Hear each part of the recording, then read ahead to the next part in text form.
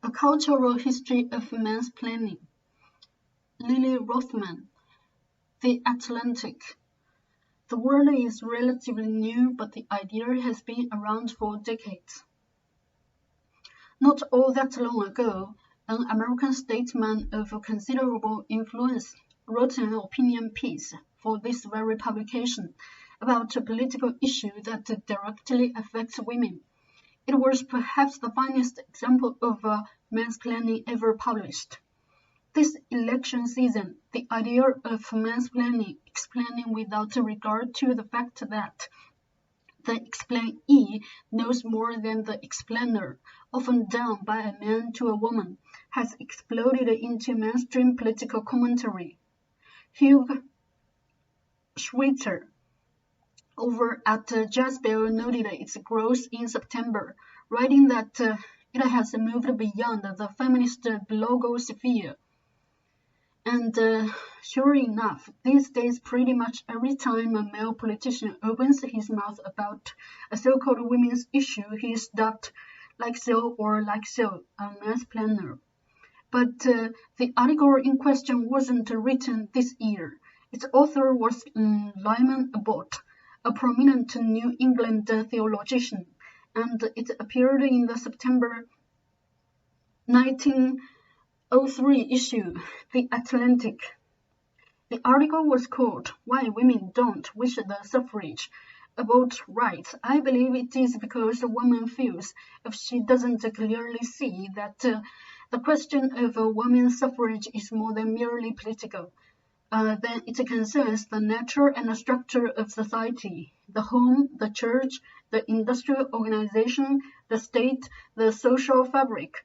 And to a change, which it involves a revolution in all of these, she interposes an inflexible, though generally a silent opposition. It is for these silent women, whose voices are not heard in conventions, who write no leaders, deliver no lectures, and visit no legislative assemblies, that I speak. See, even though the women in question haven't said anything about it, Lyman Abbott totally knows what they want better than they do. Any woman in favor of suffrage just doesn't get the true female experience as well as he does. Turns out 2012 isn't really the year of the mansplainer. The only reason we think it is so is that the word itself didn't exist until recently. The commonly cited birthday of this idea is 2008. That year, a portion of an essay by Rebecca Solnit called Men Explain Things to Me appeared in the Los Angeles Times. Solnit didn't use the word mansplain. She merely, explained it, describing the time a man explained a book to her without acknowledging that she herself wrote it. According to Know Your Mimi, the word first showed up online about a month after the LA Times piece, in the comments section on a live general community. Awareness increased slowly but steadily, mostly on feminist blogs, until it was suddenly all over the place. A Google Trends graph of searches for the word is mostly a straight line until this past summer, when in August it appeared in a GQ political blog titled The Mansplainer, as well as an Oxygen.com post critical of the word. There's another even larger jump in October, perhaps linked to the birth of mansplaining, Paul Ryan. The idea wasn't political in origin, and the mansplaining happens in academia and offices and dining rooms. But it makes sense that politics brought it to the general public's attention. When it comes to politics, it seems men have been talking about the female experience since basically forever. John Adams, whose relationship with Abigail Adams is supposed to be a shining example of a spellstorm, mansplained the need to make husbands the legal masters of wives. In a March 1776 letter, Abigail told him that men who have absolute control over their wives are bound to use them cruelly. and warns that women might not feel obligated to obey laws made by a body in which they have no representation. He responds, "Depend upon it, we know better than to repeal our masculine systems.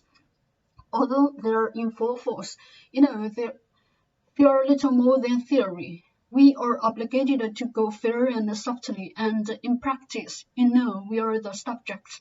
We have only the name of masters, and rather than give up this, which would completely subject us to the despotism of a petticoat, I hope General Washington and all our brave heroes would fight."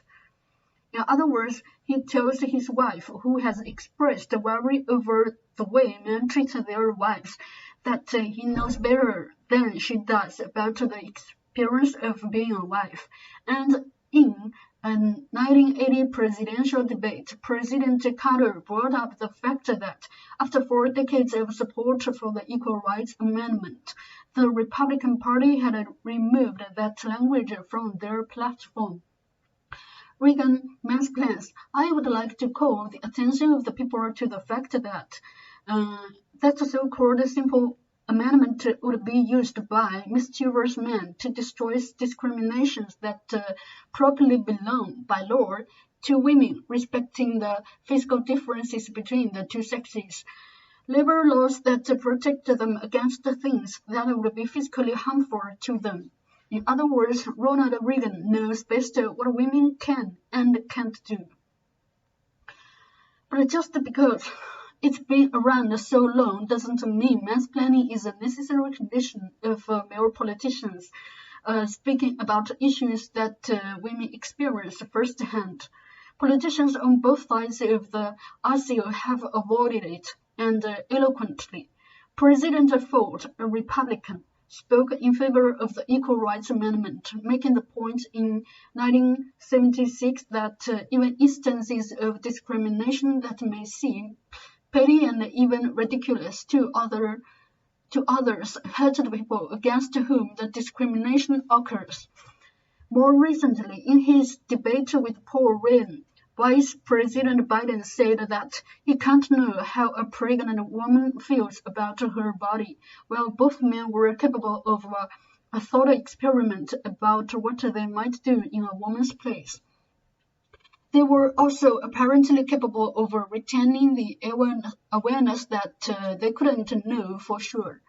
It's a fine line, but seeing mansplaining everywhere, especially once you know it's been around so long, is perhaps as dangerous as following it to go unnoticed. It's a better idea to discourage the valuable exercise of putting oneself in another's shoes, regardless of gender. And even an inveterate mansplainer can have a moment of clarity. It turns out that even in his trophy-worthy mansplaination of suffrage, Lyman Abbott captured the mindset required to acknowledge that while no one can know what someone somewhere else on the gender spectrum feels about being there, humans are still capable of empathy.